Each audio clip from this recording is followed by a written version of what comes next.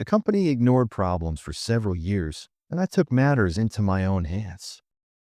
For several years, a supervisor at work regularly broke the rules, and the bosses ignored it. I took matters into my own hands, and now this company is gone. My name is Alex Shepard, and I have been working for a large IT company for over a decade. During those years, I've come a long way from a humble junior developer to a leading cybersecurity specialist. When I first joined the company, I thought success depended solely on hard work and professionalism. I invested in every project, every task, trying to do everything as well as possible. My zeal did not go unnoticed. In a few years, I became a senior developer, then headed a small team, and then moved to the security department, where I was in charge of the company's data protection. Each new stage of my career brought me satisfaction and confidence that I was moving in the right direction. However, despite all my successes and achievements, my relationship with my immediate boss, Peter Wayne, remained strained. From the very beginning of our acquaintance, he showed a strange indifference that gradually turned into outright disdain. When Peter came to our company, he immediately stood out among the other managers with his assertiveness and self-confidence. He was able to find a common language with management, using his charisma and ability to say the right thing at the right time. Nevertheless, this outward attractiveness had a cold and calculating nature. Peter never missed an opportunity to demonstrate his superiority over his subordinates, especially when it came to someone who could compete with him. Peter was a typical corporate upstart. He had joined the company only a couple of years ago, but thanks to his ability to flatter his superiors, he had quickly risen through the ranks. His management methods were rude and inefficient, and his treatment of employees left much to be desired. I saw how he humiliated people in front of their colleagues, forced them to work overtime without any compensation, and even fired those who dared to contradict him. I put up with his antics for a long time, hoping that one day the situation would change.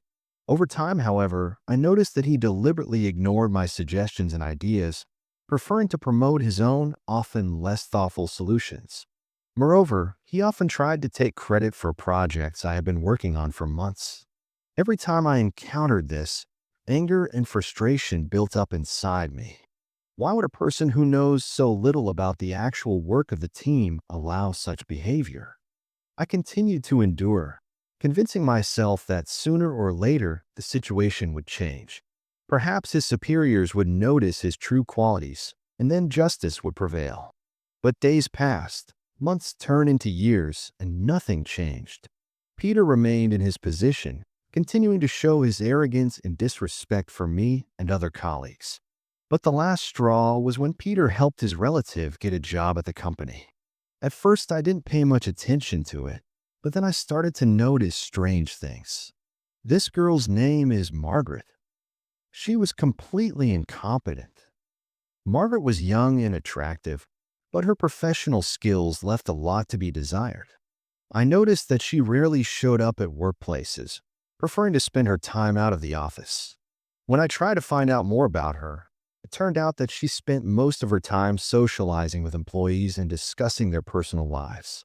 I noticed that in her presence, the staff began to behave strangely, as if they were trying to please her.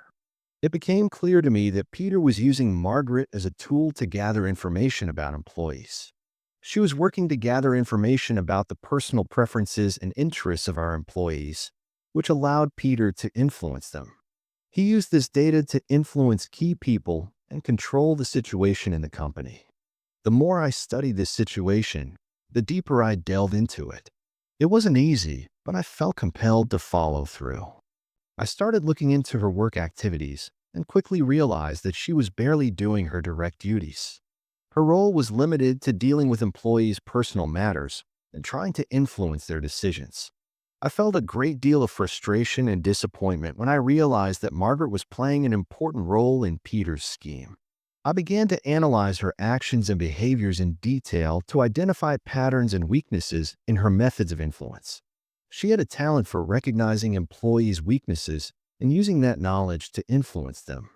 For example, she easily identified who needed support or who tended to yield to influence. She chose the most vulnerable people and manipulated them by capitalizing on their fears or insecurities. Her presence made many staff members uncomfortable, especially those who realized she was gathering information for Peter. On several occasions, I've noticed her behavior with people who have a hard time resisting her influence. They show excessive loyalty to her, trying to please her even though they realize her behavior could hurt the company. I decided it was time to take the initiative and stop their meddling in the company's affairs. Even though they were trying to hide their true role, I knew the time had come. I decided to proceed cautiously at first. I began gathering evidence of their incompetence and abuse of power. Recorded several conversations where Peter insulted employees, took screenshots of emails where he tried to manipulate project deliverables. I also observed Margaret's actions and tried to record non-performance of work duties.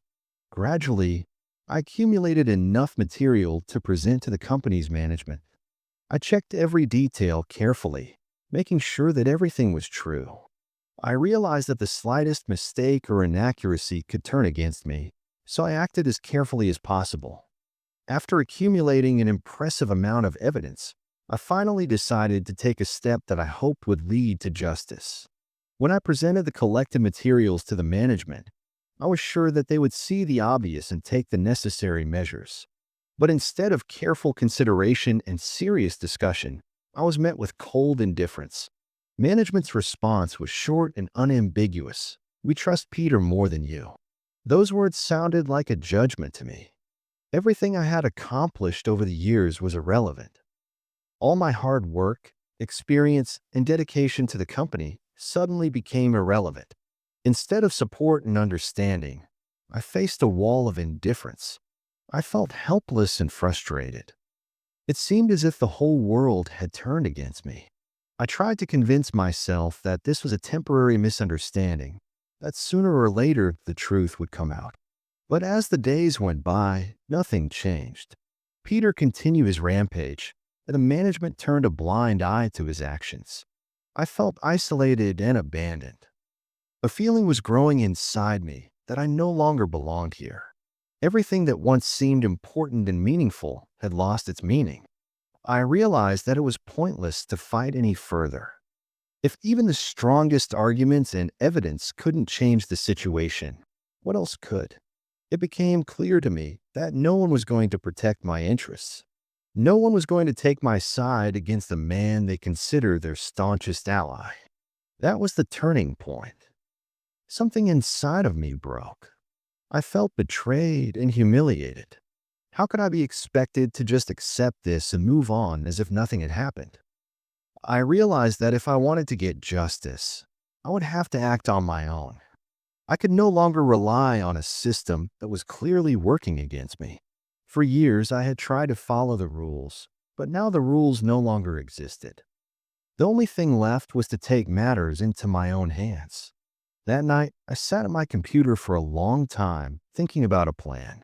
And finally, I came up with a solution. Using my hacking skills, I hacked into the corporate network and gained access to the personal data of all employees, including Peter. I then created a fake account in his name and started sending threatening and abusive emails to other employees. The next day, the whole office was literally buzzing with rumors. Everyone knew that the emails were coming from Peter's account, and no one doubted that it was his work. Tension was in the air, and people were whispering, discussing the implications. The management urgently called an emergency meeting to announce the start of an internal investigation. The atmosphere became tense, and everyone waited to see how the story would end. A week later, Peter was fired. The official statement said that he had violated corporate rules and created a toxic atmosphere in the team. Margaret, noticing the dramatic change in the mood of the company, decided to leave after Peter. People breathed a sigh of relief, happy that the unpleasant episode was over. But my satisfaction did not last long. Shortly after Peter was fired, the company began investigating the incident, and it soon became clear that they suspected me.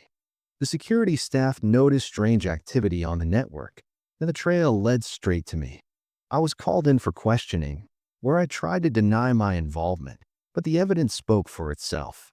Falsifying emails, hacking into the system, it was all too obvious. In the end, I was fired too. accused of sabotage and violation of corporate ethics. The management didn't bother to look into the reasons for my actions, and all they cared about was saving the company's face. I found myself in the role of an outcast, and now my reputation was ruined. I was now out of a job, without prospects, and with a tarnished reputation. My wife had left me, taking my children with her, and my friends had turned their backs on me. I had nothing to lose but myself. So I decided the only way to get justice was to destroy the whole company. At night, I hacked into the corporate network again and erased all the data, destroying years of work for hundreds of people. Then I sent an anonymous letter to all media outlets, telling them of my actions and explaining my reasons. I knew they would find me and arrest me afterward, but I didn't care anymore. The main thing is that I showed them that you cannot humiliate and deceive people with impunity. Now I am awaiting trial. My lawyers say that I am facing a long prison sentence. But I don't regret what I did. Let the world know that sometimes revenge is the only way to get justice.